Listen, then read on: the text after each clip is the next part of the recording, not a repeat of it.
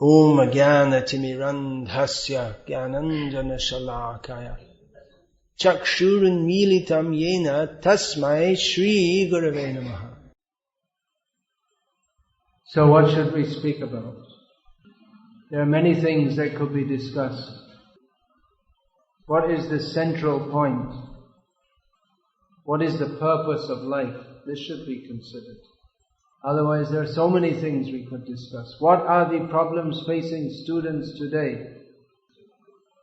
Well, you can make a big list out of that, isn't it? Then when you graduate from student life, then you come to working life, and then you'll think, what are the problems facing professional people today? And then you come to retired life, and you say, what are the problems facing elderly people today? And then you come to the smashan, and you may think all problems are finished, but it's not all finished. Then you just get a new set of problems. So, the real question should be, Ke ami kene amai jare ta patroy. These are two questions, ideal questions, which were put by the great devotee Sanatana Goswami to Sri Chaitanya Mahaprabhu. Sanatana Goswami was a most intelligent person. He was so intelligent that in his youth he was forcibly engaged as what we would nowadays call the Prime Minister. Actually, it's the same Pradhan Mantri. I suppose you'd say the same thing. Though he was born in what we would call a Hindu family, but he was forcibly engaged in the government of Nawab Hussain Shah, who was the Emperor of Bengal. He was there for some time and then he ran away.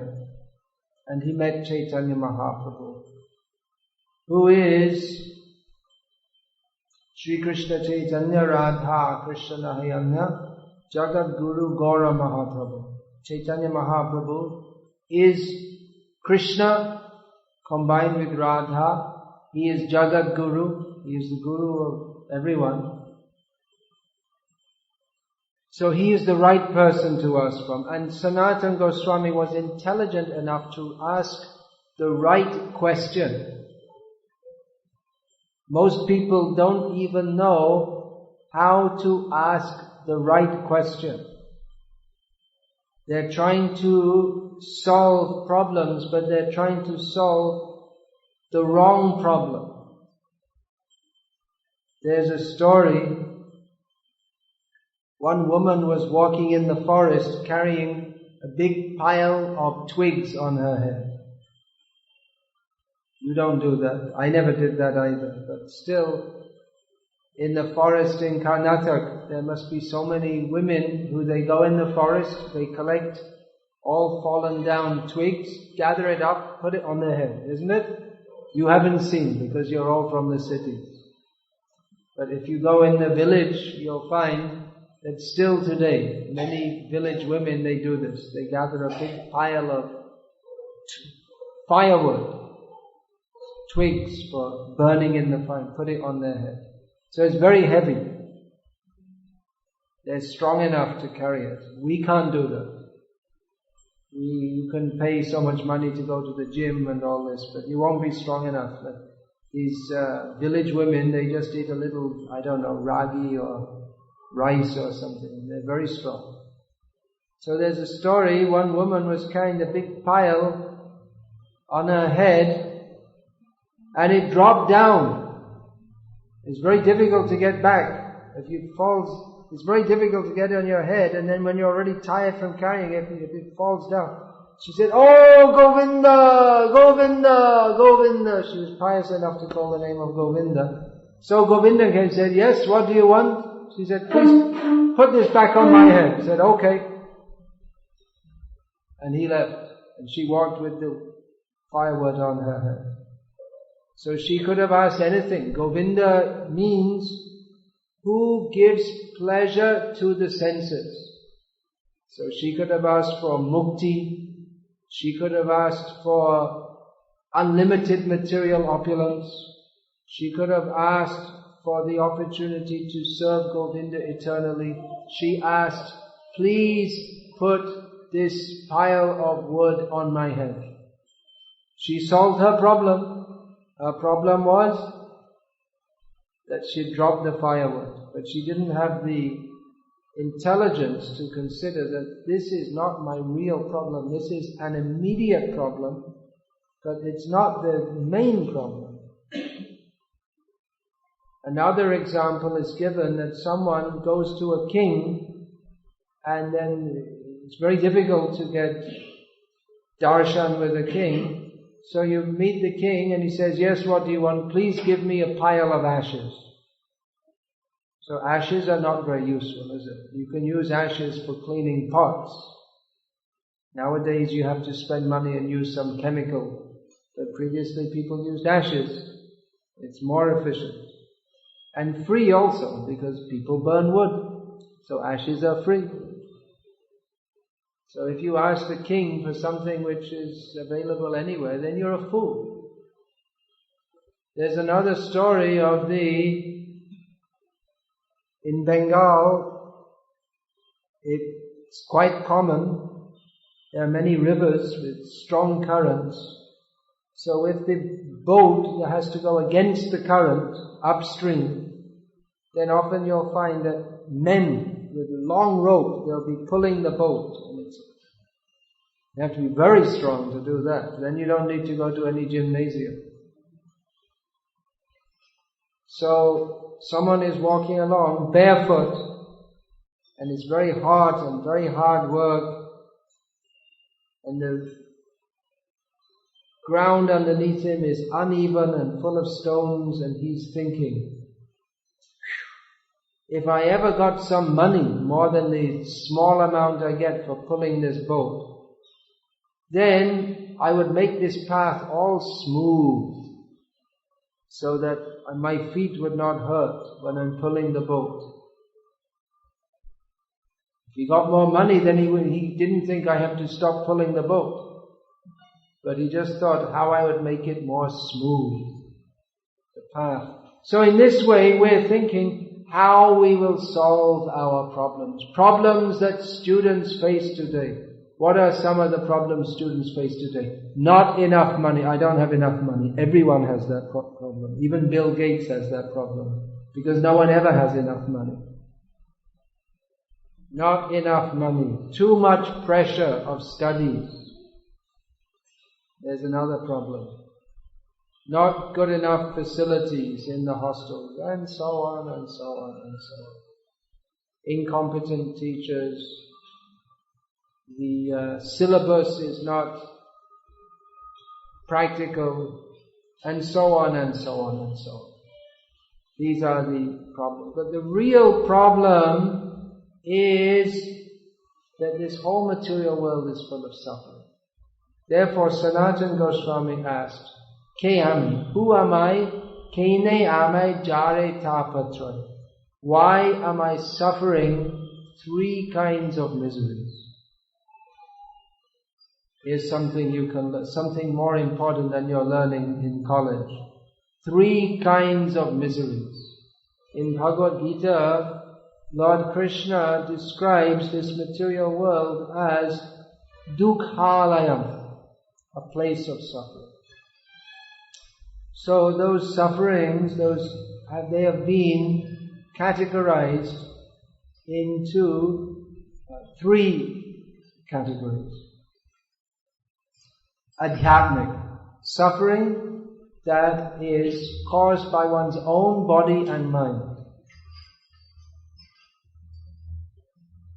So like that, backache, headache, these are physical pains, all kinds. In the summer we tend to get rashes. And in the winter, which in Mangalore there's not really any winter, but those of you who are from North India or Bangalore, you know what is winter. So in the winter then we feel very cold and we get pain in the body. And you can also get rashes from dried, cracked skin. So these are sufferings caused by the body, and then by the mind, anxiety, tension, anger, hatred, love. Love is also a problem, not just hatred. So-called love in this material world means attachment that binds us in this material world. We feel that we love someone. And that is a kind of disease. They say love sick. Someone is love sick. And actually they can become sick, physically sick, because of love, so-called love. So adhyatmic, adhibhotic. Adhibhotic means miseries caused by others, humans and non-humans. So other humans give us misery by speaking harshly to us or maybe beating us physically. Or the mosquito is biting, the dog may bite or bark and keep you awake at night. So other living beings are causing problems. And adhidaivik means what we would nowadays call natural disturbances, but it actually, material nature is administered by the demigods, devatas. So too hot in the summer, too cold in the winter, too much rain, not enough rain, cyclone, tsunami, earthquake. These are all examples of adhidaivik klaish. So Sanatana Goswami asked, who am I? Why am I suffering the threefold miseries? Now, they don't teach you these things at the college, nor do they even encourage you to even think about these things, because they're cheating. In this material world, the business of everyone is to exploit and cheat everyone else. So in the name of benefiting you by giving you a so-called good education, they're simply cheating you by inculcating the misunderstanding that the purpose of life is simply to get a job and get money and work hard and die. And that's it. And so-called enjoy yourself. So, in this way, everyone is cheating everyone else. Hare Krishna. It's too much for some people to listen to. But it's a fact. Because if we're simply concerned with this life, and we avoid the question of what is the ultimate purpose of life, why are we suffering, how can we get free from all suffering, then we're living in a fool's paradise. Fool's paradise means we think we're very happy, but actually we're suffering and we're destined to suffer more and more and more. Just like the goat may think, or the chicken may think, I'm very happy. Every day they bring me nice food and I'm becoming very fat and healthy. So he's living in a fool's paradise because he doesn't know that he's being fed so that one day the person who's feeding will come and cut his throat. So in the same way, the whole society, what they tell, it's good for us, it's good for you to get a good job and a good degree, all this kind of thing. A college degree means you have to work very hard to get it, and it's a certificate which gives you the opportunity to work hard all your life for what you don't know. For what is the purpose of life you don't know. You're suffering, and then you die, and then you're born again, and you suffer again. So what was the purpose of life? What did you gain? We're not educated as to what is the actual purpose of life. And in modern society, we're encouraged to do all kinds of things which are sinful and which cause, therefore, more and more severe karmic reactions. So what is sin? Of course, there are many kinds of sin, but meat eating, gambling, illicit sex, intoxication, these are sinful. Every action has a reaction. It's true. Not only on the level of measurable energies, but it's true on the karmic platform too. We can't slaughter millions of animals and think there won't be any reaction. Or intoxication, that's also sinful. They say, have a good time. Take alcohol. Actually, no one's happy on alcohol. But there's a euphoria, but it's sinful because it causes Kam, Krodh, Lobh, Moha, Mada, Matsarya to increase, and also it severely hampers our consciousness, pulls our consciousness down to a very low level, and covers the purpose of life. What is the real purpose of life?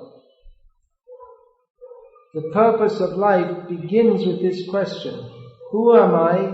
Why am I suffering? We should think how to get free from suffering. No one wants to suffer, isn't it? Anyone like to suffer? Anyone likes to suffer? Then we can get a lathi and smash it on your head if you like to suffer. But no one likes to suffer. We're all trying to get free from misery. That's why we think, I'll work hard, then I'll get a nice job and a good car and a good apartment and all this. But it doesn't actually free us from suffering. Or if we think, I'll get all facilities, I'll get a washing machine and air conditioning and all these things. But it doesn't actually bring happiness. We're foolish to think that these things bring us happiness, but they don't. In America, for instance, all these facilities are there. Most people have got all these. Everyone has a car, even if they're so-called poor. So all the facilities are there, and all kinds of channels, TVs, internet, this, that, but people are miserable. And India also, with the so-called progress which is going on. But along with the so-called progress, there's more suicides, more drug addiction, more murders, more psychological disorders. Practically 30 years ago in India, we didn't hear of psychological disorders. Now it's normal, common, especially among the students. There were crazy people, but not in the present way, where all the like schizophrenia and manic depression and all these things. These are all coming in. So you may think, well, this is a very pessimistic picture. Yeah, but it's realistic. These are facts. For all it's advertised that life is very wonderful and everything is very nice and enjoy yourself, but no one's enjoying, no one's happy. And the more you try to enjoy yourself according to the modern idea, go to parties and bars and discos and have girlfriends and boyfriends, but the more people simply become miserable, depressed, and empty and lonely inside. So the real solution should be looked for, that I want to be happy. Everyone wants to be happy. But where is the happiness in this world? Kim sukham martya dhaminam. Where is the happiness in a place that is full of death? At the end is simply death. Fool's paradise. The chicken is thinking, I'm very happy, but his throat will be cut. So we're in a fool's paradise. How can we be happy? But if we know how to ask the right questions, then we can get the solution. There is an ultimate solution. The solution is not have electric fans to get free from the heat, and in the winter have hot water heater. Alright, those things are there. We can use them, but that doesn't solve the ultimate problem. The ultimate problem is how to get free from the miseries of this material world and come to that state of eternal unlimited bliss, which does exist. Those who are atheists and skeptics, they say, oh, no such thing exists. They have no information of it, or they don't want to accept information of it. But there is information. In the Vedic literatures, there is description of a place we can go to in spiritual bodies where we don't have to get born again, where there is eternal bliss in the service of Krishna. That is called Golok Dham. Have you heard of that? You've all heard of Golok Dham? I don't know nowadays. Previously in India people used to know, at least they used to hear of these things. But now people, they don't grow up with Bhagavad Gita and Srimad Bhagavatam. They grow up hearing about film stars and movie stars and politicians. And hearing about such people is inauspicious. Hearing about Krishna is auspicious because that is reality. Cricket stars come and go. Film stars come and go. They have nothing of any substance, nothing tangible to offer us. But Krishna is eternally there. Your parents, grandparents, great-grandparents, generations and generations, they're hearing about Krishna, and Krishna is being discussed all over the world. Why is that? Because Krishna is reality. Krishna is permanent. Krishna is eternal. Generations change. Cultures change. Languages change. But Krishna is reality. And He stays the same. And Krishna is always happy.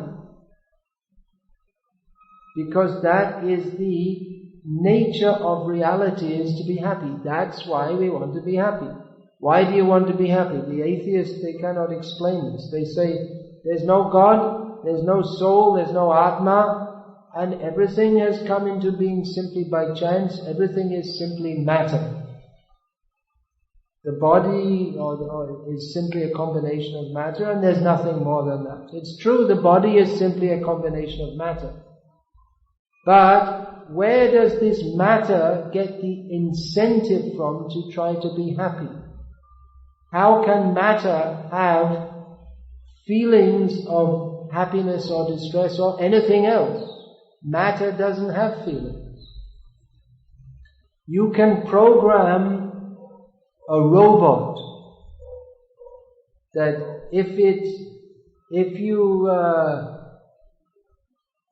you put some lassi in the robot's mouth, the robot can recognize and it will say, this tastes very nice.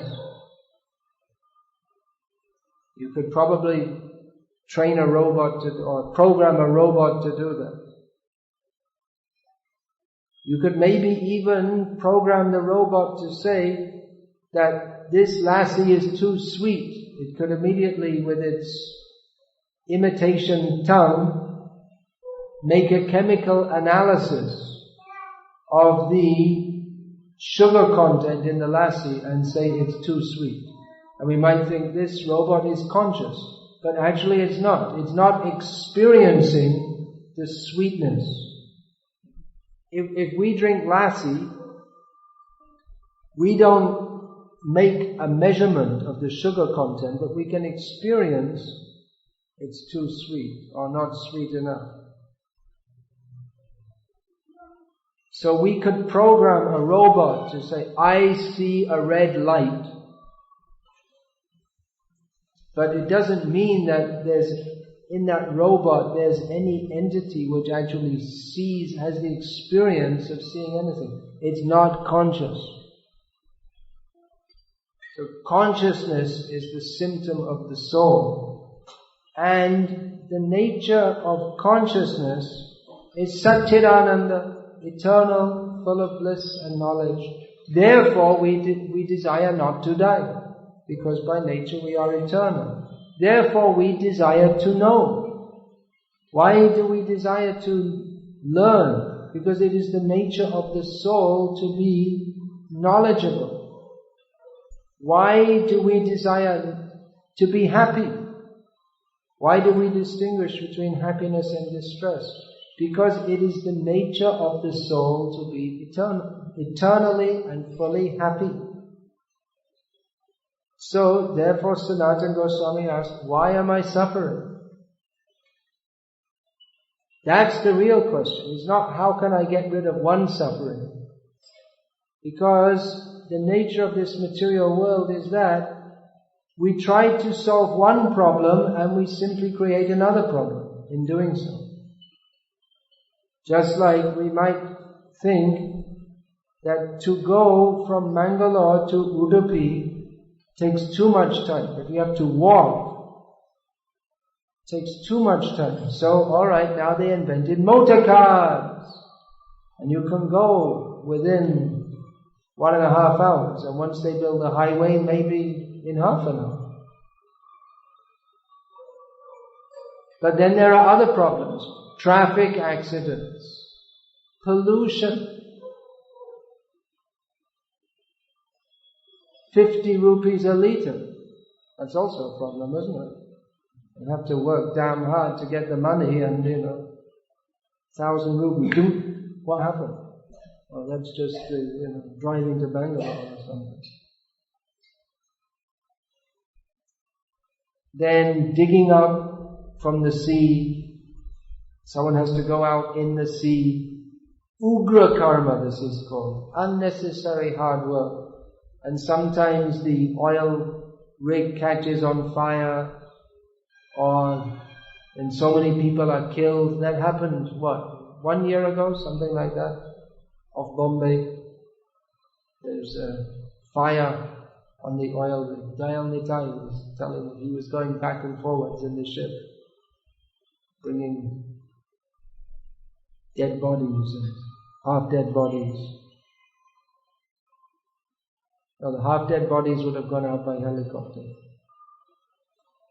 So there are so many. Then pollution of the air, pollution of the sea. So many problems. So we solved one problem, but we created so many other problems. So the really intelligent thing would be to get free of all problems forever. And we think, well, that's not possible. Well, we say, yes, it is possible. But you have to find out how to do that. And that's what Bhagavad Gita is all about. Arjuna had a problem. You know the story of Bhagavad Gita? Arjuna was about to fight. It's a long story, how the fight came about. The whole Mahabharata. Long story, how the Pandavas under Yudhishthira, they were ruling the kingdom, and then by unfair means they were banished from their kingdom for 12 years plus 1. Then they came back and said, okay, let's have the kingdom back. And the Duryodhana and company said, forget it. We're not giving you anything. We're not going to give you as much land as you can stick one pin into, let alone a kingdom. Forget it. So then it came to a battle. There should be a fight.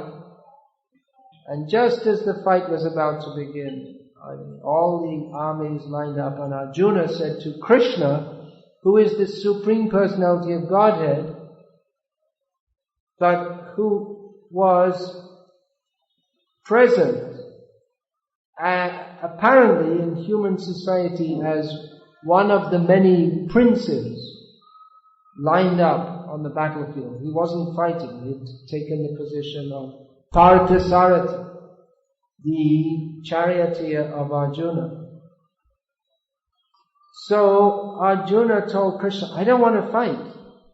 Why should I fight? And on the other side, it's all our relatives and gurus. And he gave so many arguments for not fighting. He said that, well,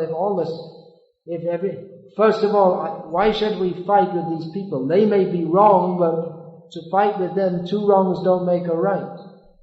And then if everyone will be killed here, all the Kshatriyas will be killed, and then all the women will be unprotected.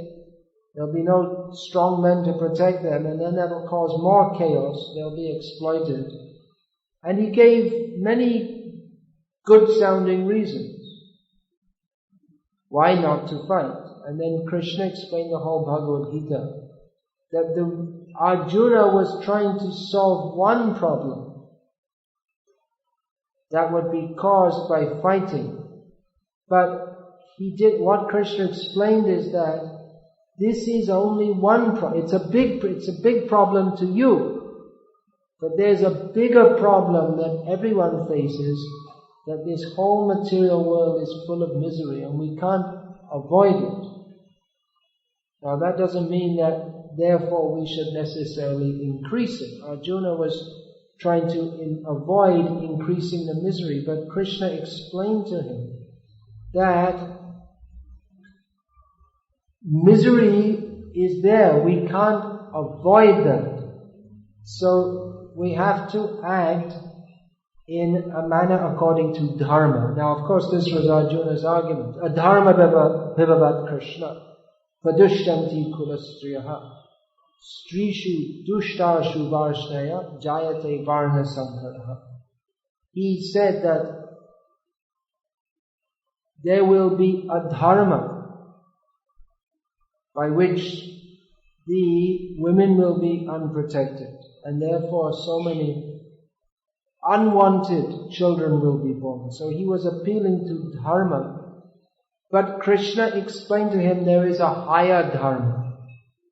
There's a higher understanding of dharma, that we cannot solve all the problems in this material world, because the nature of this material world is that it is problematic. There's no end to it. There's no end to the suffering in this material world, but there is an end, and that is, instead of trying to solve material problems by material means, we should come to the spiritual platform, which is beyond birth and death. The spiritual platform means acceptance of Krishna as the Supreme Personality of Godhead, surrender to Him, acting according to His desire, acting as His servant, which is the constitutional position of bliss for the jiva. So of course this is quite... Does this fan have any speed control? Could we turn this down? I'm getting a pain in my throat.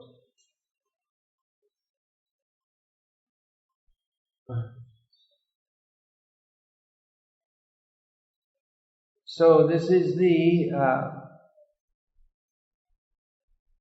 real thing we should be looking for. We shouldn't be fooled by the propaganda of society. Not just now, but in all societies throughout time, that we can be happy in this material world.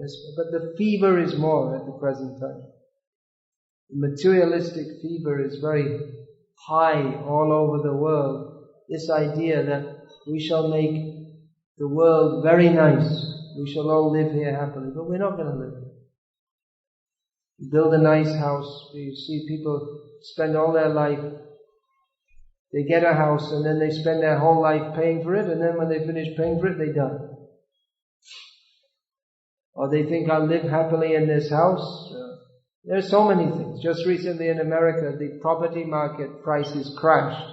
So people are buying houses at a very high price, and then they're committing themselves to pay for it over 20, 25 years. And then just overnight the value changes to 1/3 of what it was before, and then they're paying so much money for a house which isn't worth it, but they're bound. So these kind of things are going on. So what is the ultimate solution to all problems? To come to that state where there is no problem, no student problem, no married problem, no retired problem, no death problem. That is the state of Krishna consciousness, accepting Krishna as the ultimate reality. He is always happy. There's no unhappy Krishna. Krishna, his name means all attractive. He's always dancing, not this drunken dance or disco dance. But that is the ultimate level of artistic perfection, in which Krishna is dancing with the gopis, who are all expansions of Krishna's Hladini Shakti, his pleasure-giving potency. The gopis are all expansions of Krishna. They're all like Krishna, fully spiritual. There's no trace of mundane lust between Krishna and the gopis. But there is pure, unadulterated love, by which the gopis are simply thinking how to give pleasure to Krishna, and Krishna is thinking how to give pleasure to the gopis. So that is the ultimate. Reality is dancing.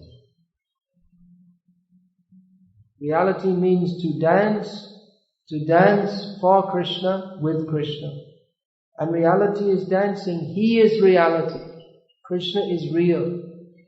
Everything in this world is unreal. Unreal in the sense that it has no permanent status. Everything in this world is temporary. We say, Mera Bharat Mahan, but there was no such country as Bharat before the British united it and then disunited it. And it won't last. The political boundaries, they're not going to stay the same forever. And then even the very land, just like this, Mangalore, this is all Parashuram Kshetra. This is created by Bhagavan Parashuram. Before that it didn't exist. And after some time it will cease to exist. If we go ahead in time, some thousands of years or lakhs of years or millions of years, this land won't exist. Or the whole material world will be destroyed. So nothing remains in this world. In that sense it is unreal. But reality is Krishna. Krishna remains throughout the creation and destruction of this material world.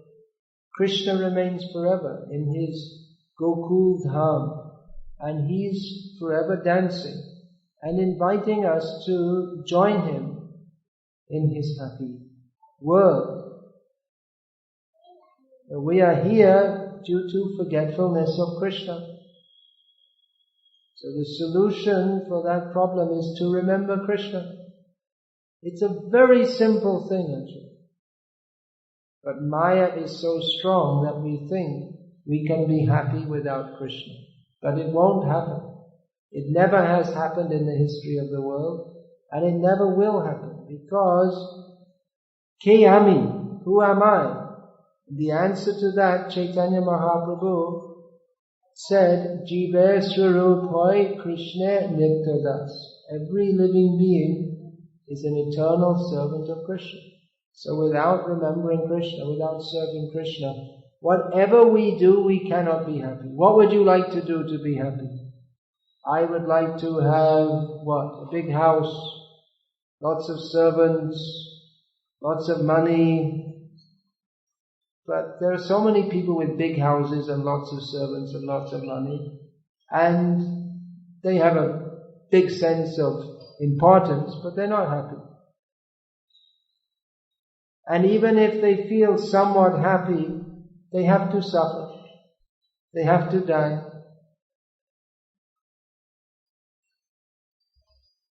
That is the nature of this material world. So don't be fooled by the propaganda of modern society that we shall be happy by working hard, getting money, getting big houses and big cars, and you can sit in your big air-conditioned car in the traffic jam.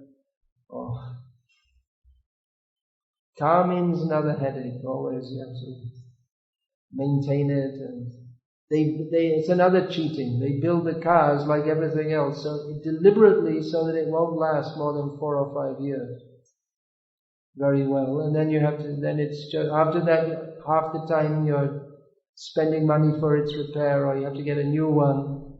They can build cars that will last very nicely all your life, but they won't, because then they can't sell you a new one. So you pay for one car, and then you pay for another one, and you spend your whole life working for things which simply give us more and more anxiety. So our proposal is chant Hare Krishna, remember Krishna, understand that reality is to be with Krishna. That's all. Simple. Reality is not difficult to understand, but we find it difficult due to our material attachments. It seems real. If I don't work hard, how will I live in this world? What will I do? Well, we may think like that, but at the end of life, if we don't remember Krishna, then what is the use? So better to live our lives in such a way that we can cultivate remembrance of Krishna. For that, one has to take to the process of sadhana, regularly chanting the holy names of Krishna, living life in a pure way, free from sinful activities.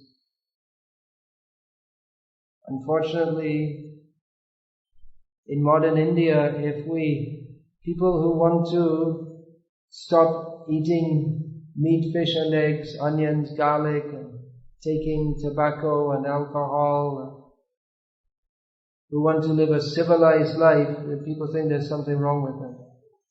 It's such a sad situation.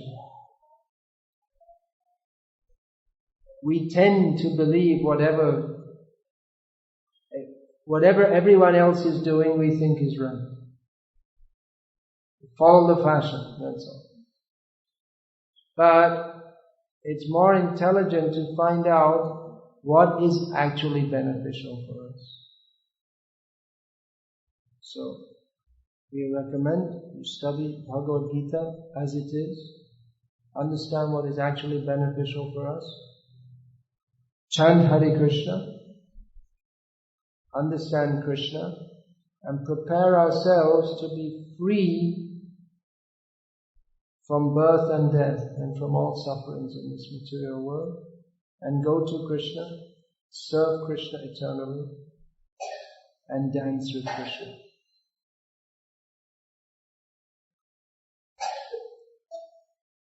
Hare Krishna. Is there any question about this, please?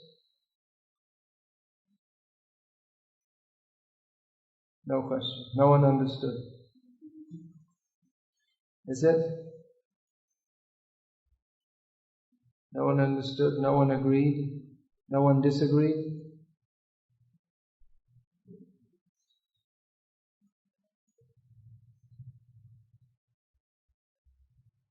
What is wrong in killing animals? Oh, there's nothing wrong. You're an animal, I'll kill you too. How about that? Like the idea? What's the difference between a human and an animal? They eat, we eat. They sleep, we sleep. They have children, we have children. So I can kill you too. Nothing wrong. Why? Would you like that I kill you? Not sure. You have to think about it. Is it? Well, the animals don't like that we kill them also. They also feel pain.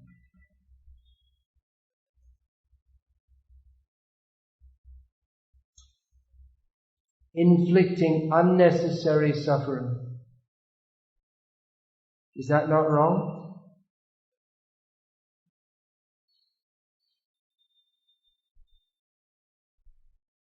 It's not necessary to eat meat.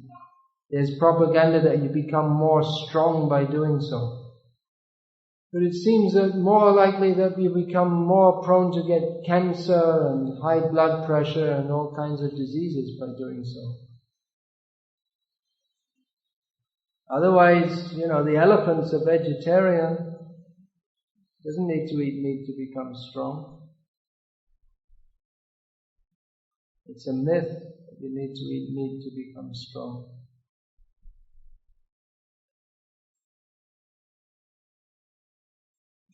And anyway, the purpose of life is not to have a big, strong body anyway.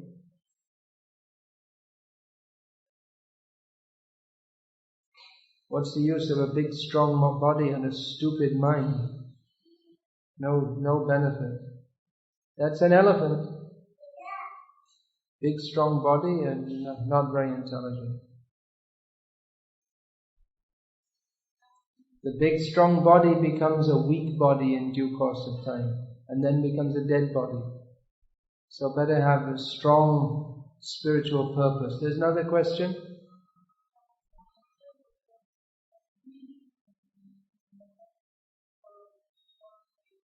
What was that? I couldn't hear. What is the purpose of life? To become free from all suffering and happy forever. How about that? What do you think? Can anyone give a better purpose of life? Can anyone suggest any better purpose of life than becoming free from all suffering eternally and becoming fully happy forever? How to do it? Yes. Then first of all, we have to understand what is that situation? That is a spiritual situation, because any material situation means there is death, there is suffering. So the spiritual situation is one beyond birth and death. That we have to learn from Bhagavad Gita. That is in the service of Krishna, by serving Krishna. Krishna is blissful. Krishna does not die. So, if we serve Krishna, we become blissful and we do not die. How to do it? Well, here's an introductory book which describes Beginner's Guide to Krishna Consciousness. You can ask devotees here also about all these things. There are certain techniques which purify the consciousness, among which in Kali Yuga, the most important is chanting the names of Krishna. Everything we do, we should do for the purpose of purification.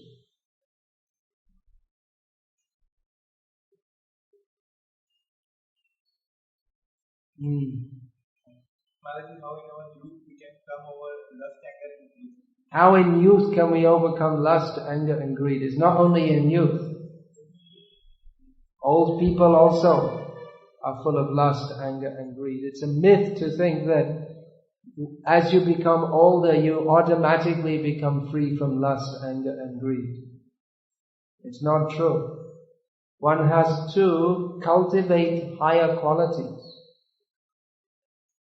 Generally we think older people are wiser, but older people become wiser by cultivating higher consciousness. If they don't cultivate higher consciousness, Hare Krishna. If they simply if they spend their whole life cultivating lust, anger and greed, how can I get more money?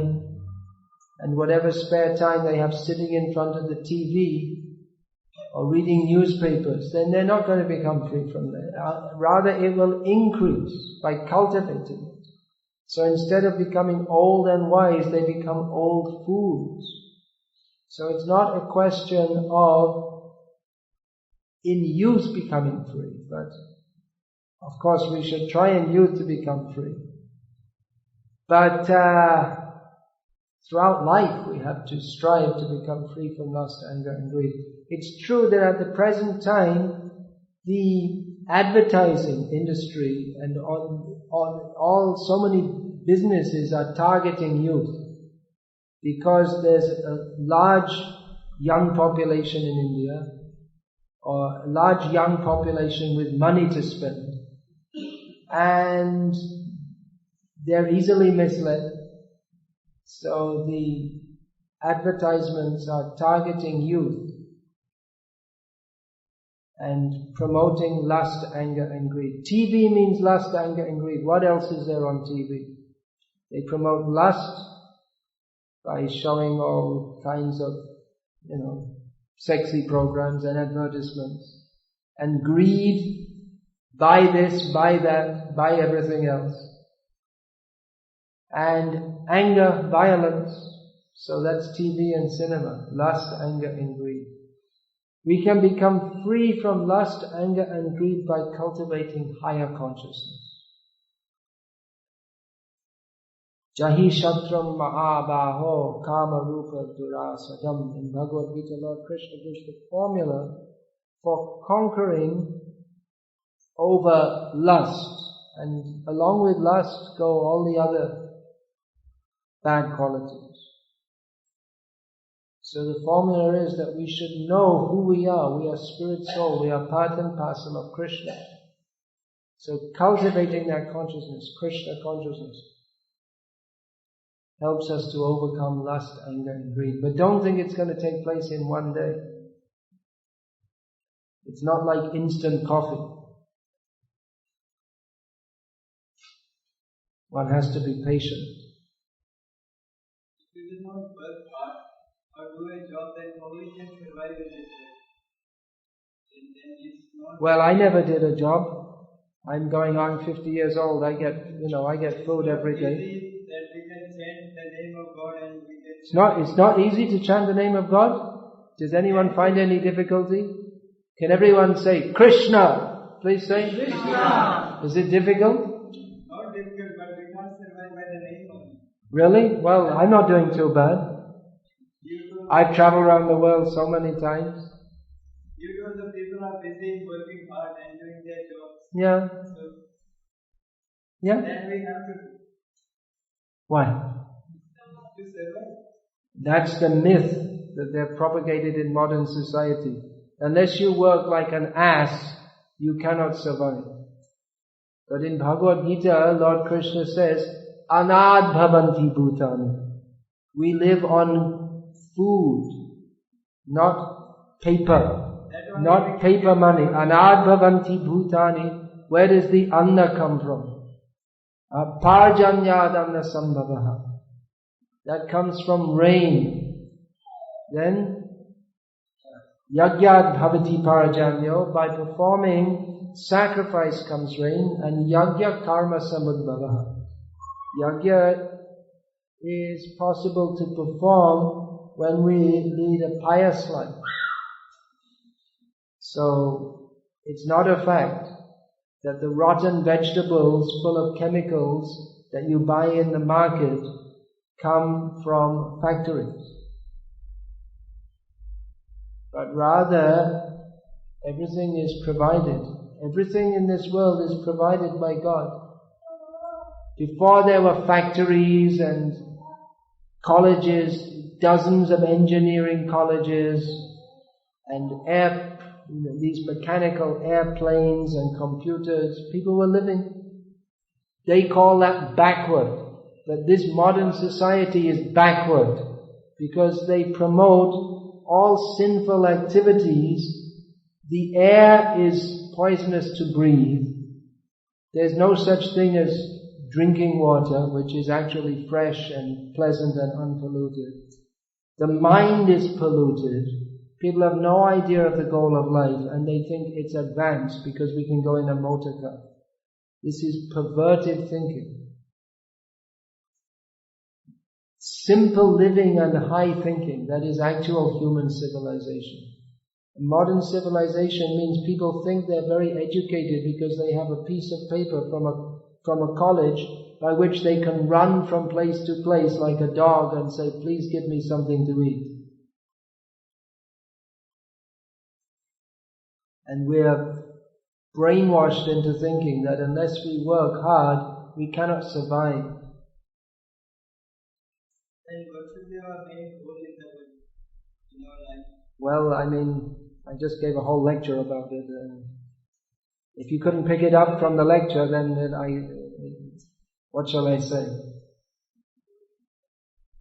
What did I say? Can you remember? But it's not true that by chanting the name only we will survive. Well, I'm evidence. Yeah, here's something. Here's Guru Das's suggestion. Here's another lecture. Jivan Kadhya. A whole lecture. There's a picture there of, this is Amitabh Bachchan, that's Sachin Tendulkar. This is what's his name? What's his name? Arnold Schwarzenegger or whatever his name is. This is a happy family. And this is Bill Gates. And they're all wasting their lives. And it is not a myth. They are also stars. And what should we... Oh, they're all stars, yeah. But they're all going to be dead soon, and then they're going to become cats and dogs. So, what's the benefit? And why should we listen to them? That's what I'm saying. Listen to me, because I'm saying what Krishna says. Krishna says, work hard. Really? You will get the fruit. Really? If we will not work Really? hard, fruit will not... That's the whole message of Bhagavad Gita? You've studied Bhagavad Gita? I have not studied. No. So you don't know what Krishna But says. my parents told, Ah. if you will not work hard, you will not get it. But your parents are self-realized, they know better than Krishna? I don't think so. You can work hard. You do it. And you'll get repeated birth and death if you don't remember Krishna. You can go on working hard in 84 lakh species of life. You're welcome. I'll give you my blessing. You want to become a dog? No problem. You want to become a dog, a cat? You can do. Is there an alternate path, like you work hard and at the same time The thing is, this working hard, it's like an intoxication. People go on working so many hours, and your mind is absorbed in that. But we will get free from birth and death if the mind is absorbed in Krishna, not if it's absorbed in work. Therefore, it is recommended yavan artha prayojanam. We should work as much as is required, as Krishna says in Bhagavad Gita, Sharira yatra pitate na prasedyata karmanaha. One requires to do some work to maintain the body. But Krishna doesn't say work 3 jobs, 1 in the morning, 1 in the evening, 1 at night, until you collapse with a heart attack. He doesn't say that. Work as is required, but the real purpose of life is to get free from repeated birth and death, which means to remember Krishna. Remember Krishna means we have to take time to do sadhana. Without doing sadhana, we won't remember Krishna. And if we don't remember Krishna, then we simply have to die and get born again. It's living in ignorance. That's all. Yeah. Sadhana means practice. Spiritual practice. Such as chanting the names of Krishna regularly, daily. That's the main sadhana in Kali Yuga. Sorry, I should have explained the word.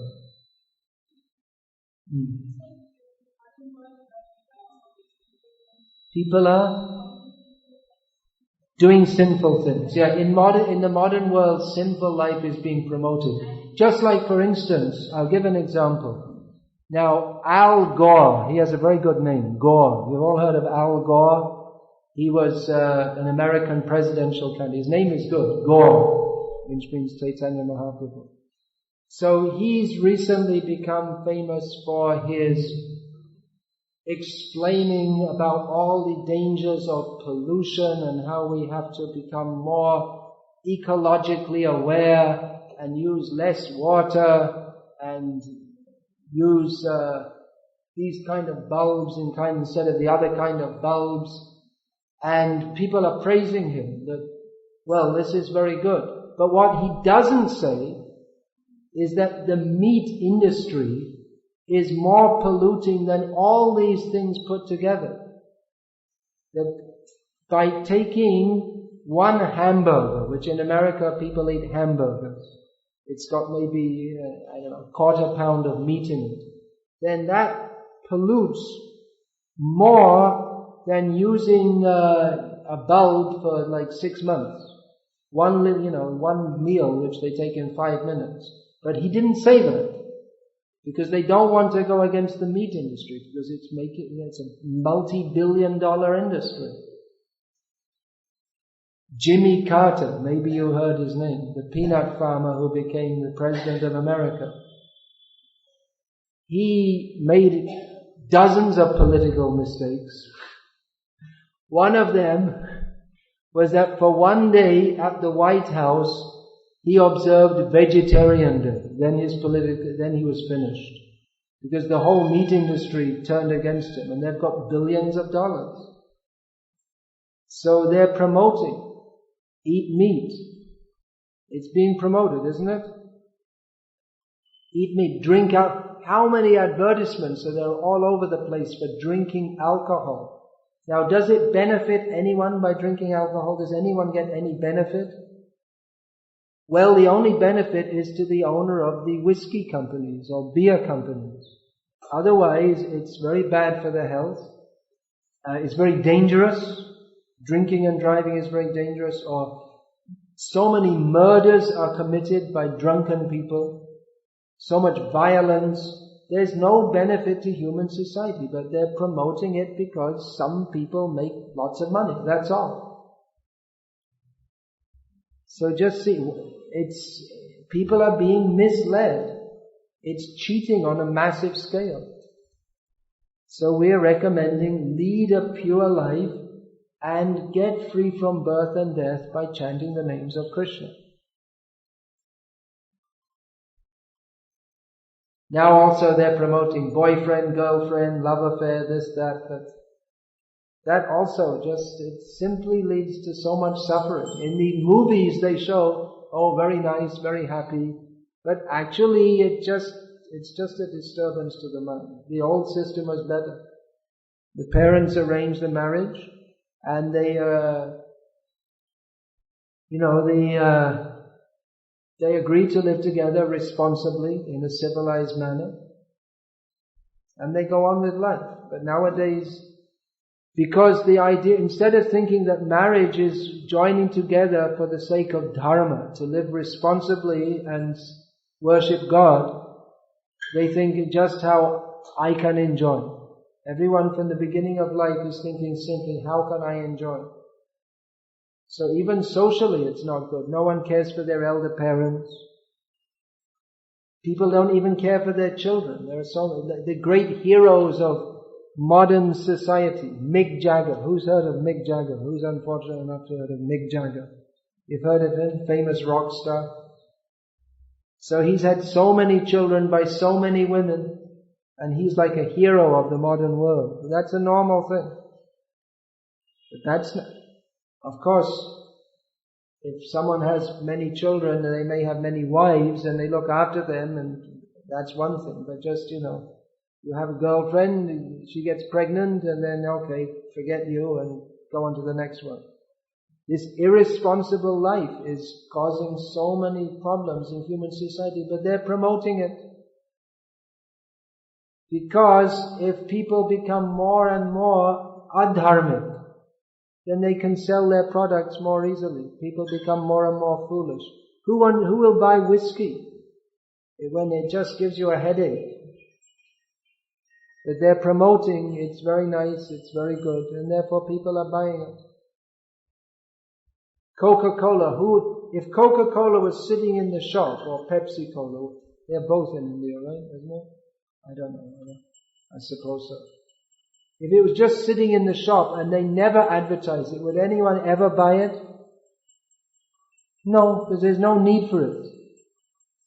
There's no need, and as far as I can remember, like 35 years ago when I last took one, it doesn't taste that good anyway.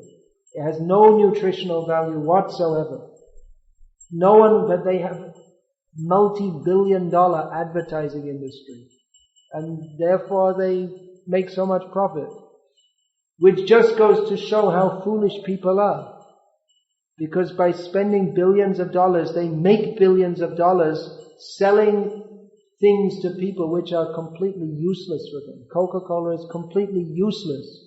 It has no benefit to you whatsoever. But people buy it because of advertisements.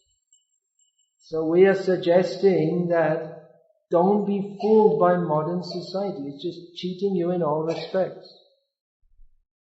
So that you think, I have to work hard, otherwise I can't live. But wait a minute, people have been living for generally, thousands of years without working in factories and offices and oil rigs, and people were living. And actually they were much more healthy in many ways, more than now. That's another bluff. They say that they've discovered so many cures, they brought out so many vaccines which have cured so many diseases. But if you see the statistics, these vaccines came out when the disease rates were already falling in all cases. So, in course of time, the disease goes down. And then anyway, just like tuberculosis has come up again. They said they eradicated it, but now it's come again. We're not in control. There's this bluff that modern science puts man in control, but there's no control. We can't stop death. When the tsunami comes, you can't stop it. When the cyclone comes, you can't stop it. Or if there's going to be a drought, then what will you do? They can't artificially pour rain from the sky. So we are controlled. That is the first principle of theism, to understand we are controlled. It's a great bluff of modern society that man is the controller. We're not the controller. And there's this idea that you are free. You are young, you are free. You're not free at all. You're psychologically controlled. As an example, Coca-Cola. You're psychologically controlled. And you're brainwashed into thinking that you have to work far harder than a donkey would agree to just to live. You're all cheated. You're all bluffed. And proud of it too. Oh, I'm an MSc. That means you've got a certificate to work. You worked hard, and now that's a certificate you can take to work hard all your life. And at the end, death. That's all. And then you become a dog or a cat. So, what's the benefit? And people think this is advancement. This is cheating on top of cheating. That they become proud. I'm so advanced. And keep a dog. There's another sign of modern life. You should have some expensive dog. You have to pay so much money for a dog who keeps you awake all night by barking.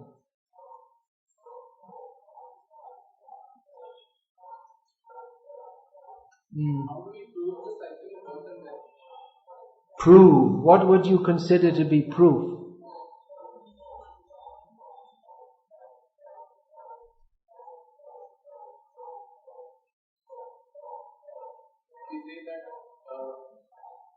You think that everything should be proved. How can you prove that there are subatomic particles? Would you consider that's a proved fact that there are subatomic particles? You would consider that a proved fact?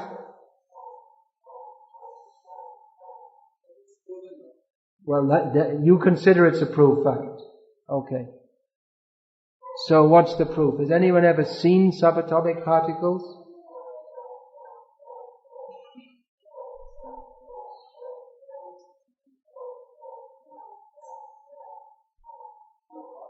No, you're not seen. So So why do you accept that it's a proven fact?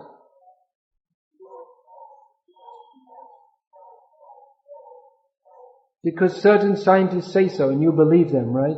Practically, that's why you accept it. Alright, so we can give proof. But you have to be trained to understand it.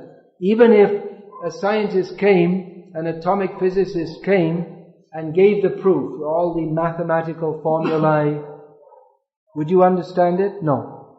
You have to be trained, then you can understand. And the more subtle anything is, the more complex the proof is. So, the existence of the soul is more subtle than the existence of subatomic particles. We can prove it, but you have to be trained. Actually, it's not such a difficult thing to understand.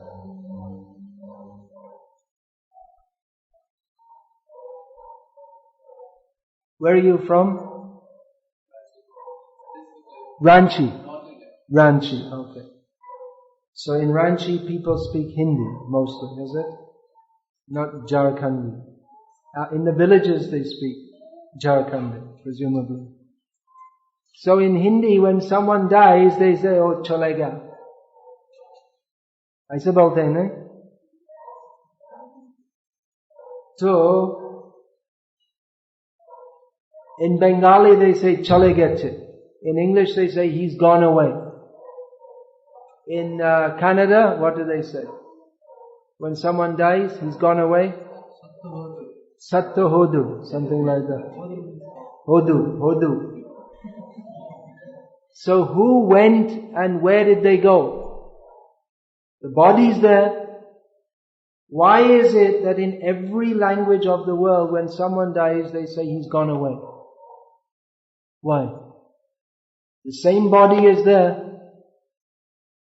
That means that, this is not proof, but it's one kind of proof. It's by inference. That if all over the world people say he has gone away, that means that intuitively we understand that the body and the person are different and that the soul which was giving life to the body has gone away. Now, if the body is the living being, then when someone dies, we should be able to do some kind of electric shock or injection or something to bring them back to life. If it's only a material change. If the body is all in all, then we should be able to do something to reverse whatever changes. If death is just a material change, then we should be able to reverse that. Or, if we say it's an irreversible reaction, then we should find out what is the irreversible biochemical reactions that we call death and make some mechanism to stop that. Why is it that there are so many universities all over the world with so many research departments to stop cancer, to stop AIDS and stop so many diseases? There's no research department to stop death. Why is that? If it's only a material, what's the answer? Okay. Well, I'm still... So, intrinsically we understand that death is unstoppable. If it's only a material change, then we should be able to stop it. Intuitively we all understand that there is the soul which is different from the body, and that's why we say chale gaya kya matlab ho, wapas nahi aayega. So as long as wo abhi tak idhar hi hai, to nahi gaye, so that long we're trying to keep alive, we're giving water, we're talking, we're kissing, embracing. As soon as it dies, finished. The body, as long as the soul is there, if you burn it, if you put the body on a fire, it becomes a crime. As soon as it dies, if you don't put it on a fire soon, that's a crime. Right? If you keep a dead body 3 days, 4 days, 5 days, The neighbors will call the police, take it out. And they say, well, how can I burn my father? I can't he's gone. He's gone. So intuitively we all understand it, actually.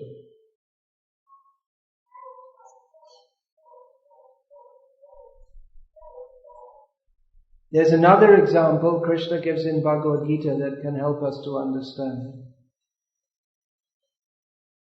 that a young child changes to become a young adult, then middle-aged adult, then old. Now, the bodies change, right? All the cells are changing all the time. So the body of the 70-year-old is not the same as the body of the 7-year-old, but it's the same person. What has remained the same? The principle of sameness is the soul. That stays the same. And when the body dies, it's another transformation. There's transformation from boyhood to youth to old age, and then death is another transformation. Apart from that, if you want what you consider scientific or empiric proof, there's lots of it actually. There was one psychologist from Australia, Dr. Ian Stevenson. He died this year or last year. He spent his whole life doing research on reincarnation because he found that several of his patients, they were recalling experiences from previous lives. So he did a lot of investigation into it. And he found what would, by any scientific means, be considered proof. That people who, someone would be, they'd enter a trance-like state and start talking in a forgotten language 200 years old. Some language which no one speaks anymore, or some dialect, this kind of thing. So there is proof, but mostly people don't want to accept it because they don't want to accept spiritual reality. Otherwise it's not a difficult thing to accept. We have that book, Coming Back. There's some discussion of that in one book we have called Coming Back, The Science of Reincarnation. You can read that.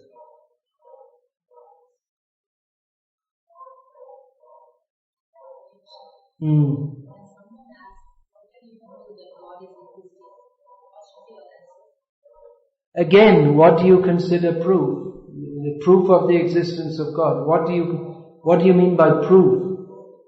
First of all, they have to say, if you don't want to accept, then nothing will be proof.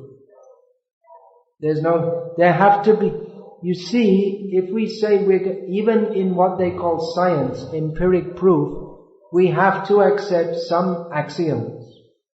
You know what an axiom is? It means something that we all accept as self-evidently true. Now, just like you may want to prove that the sky is blue.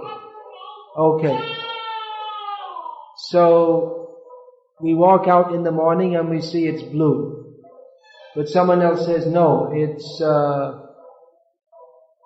it's red. Everyone else says blue, but he says red.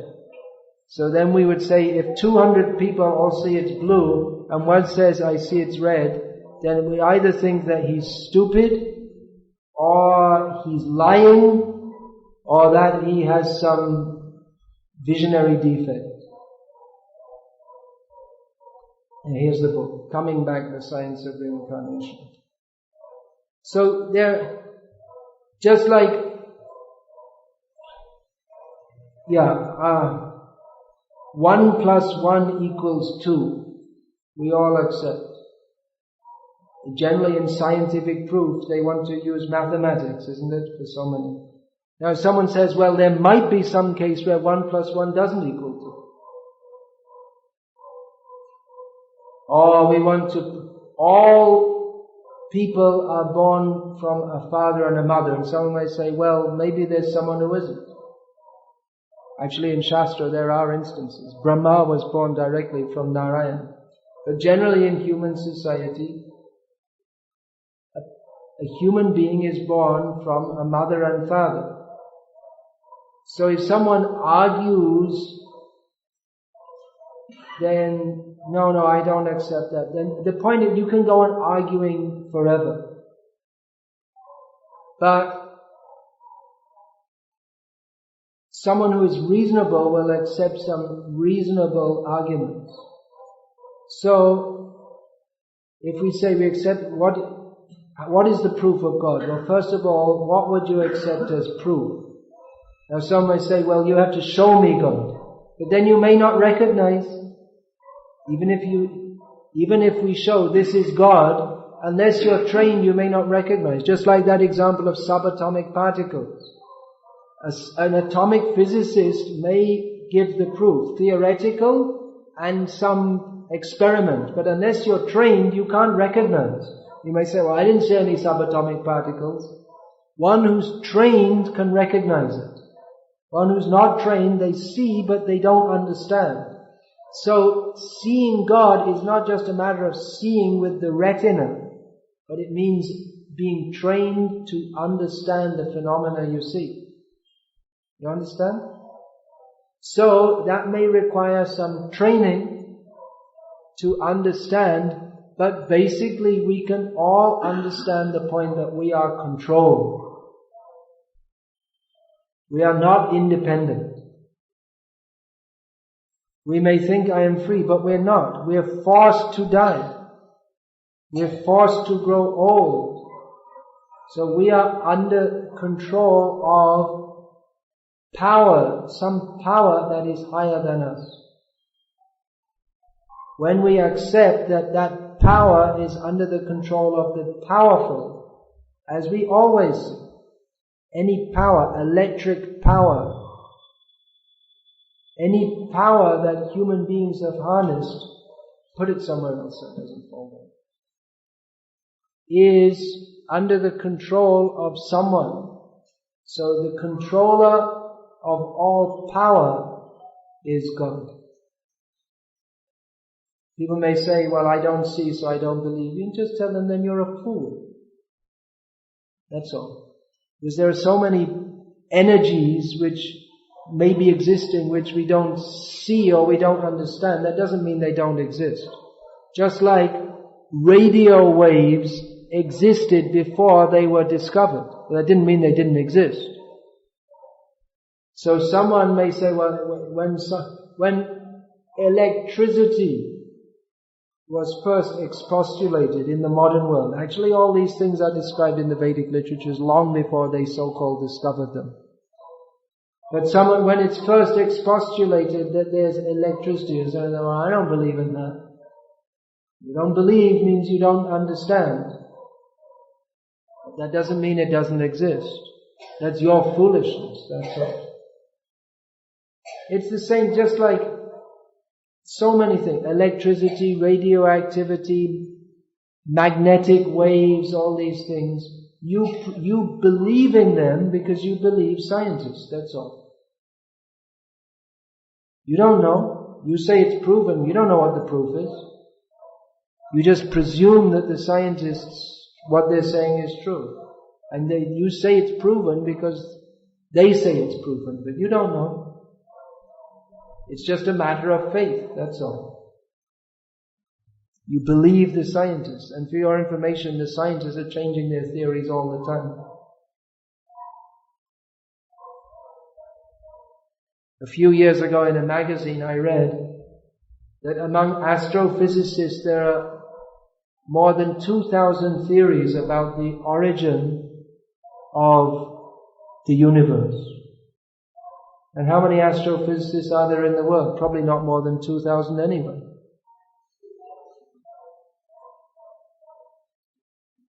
It means they don't know, actually.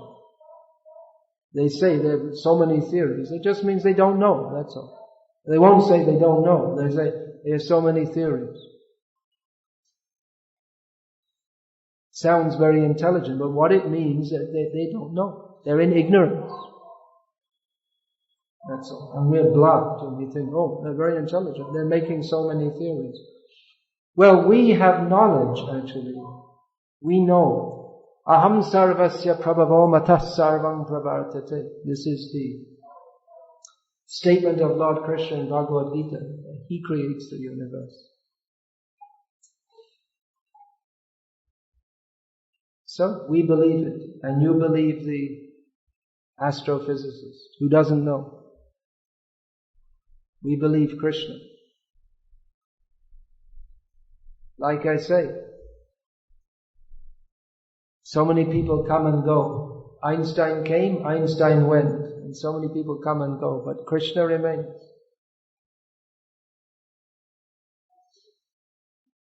There are so many theories. There's no God in control. It's nothing new. Don't think it's a new theory. In Bhagavad Gita, Lord Krishna, speaking about the asuras or the demons, he says, Asatyam apratishthante jagad ahur anishvara. Demoniac people say that there is no cause of the manifestation. There's no controller in the universe. It's not a new theory.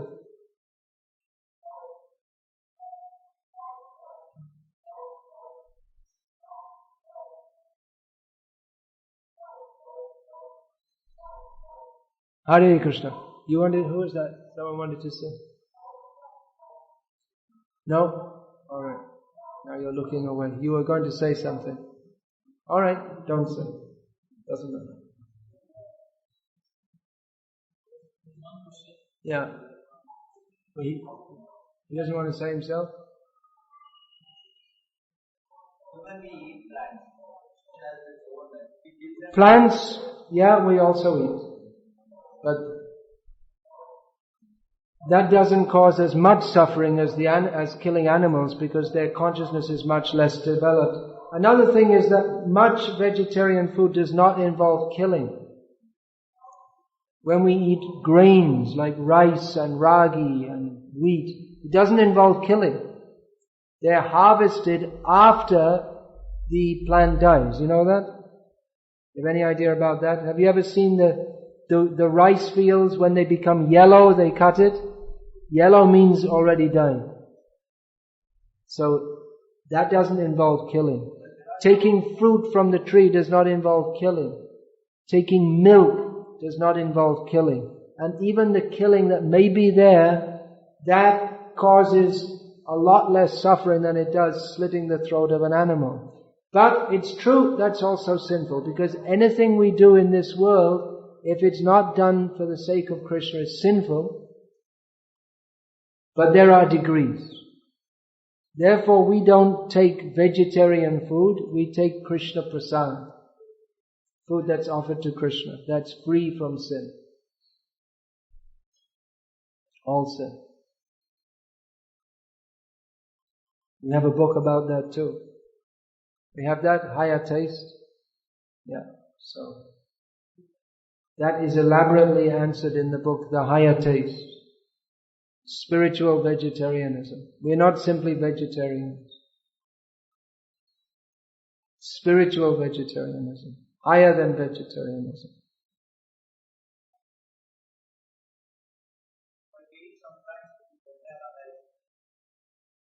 That was just discussed. That some killing is involved. Shall I say it again? Some plant life is killed for the sake of food, which is also sinful, but it's not so sinful as killing animals because the consciousness within the plant is very highly covered compared to that of the animal, which suffers severely. Did you ever kill a chicken, wring its throat, cut the neck of a goat? Ever did that? No. You like to do it? No. Well, they won't like if you do it either. But it's being done. Must be a few million chickens are killed every day in India alone. Isn't it? How many people are eating chicken every day? What's the population of India now in millions? It's 1,100 million, something like that, isn't it? How many? 11 crore? 110? So, if 1 in 100 people eats a chicken per day, it's probably more than that, then that's,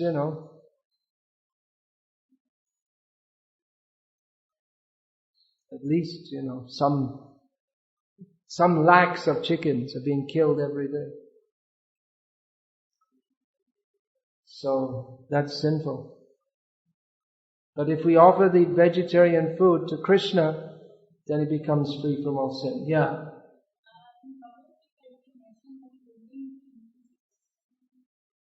In Bhagavad Gita is it mentioned that killing animals is a sin. Not specifically, but it's said that eating any food which is not offered in sacrifice is sinful.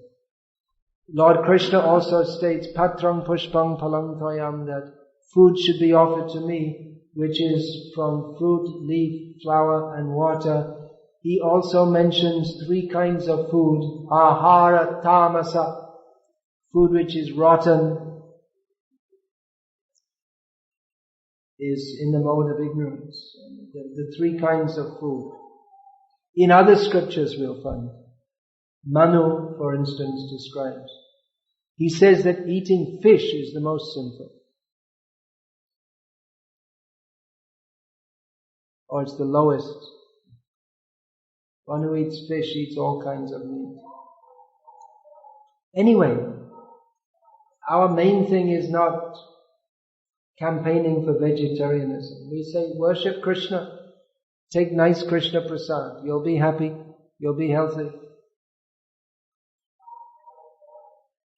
Then automatically you won't want to. If our consciousness comes to the higher level of wanting to serve Krishna, then automatically we won't think to eat nasty things.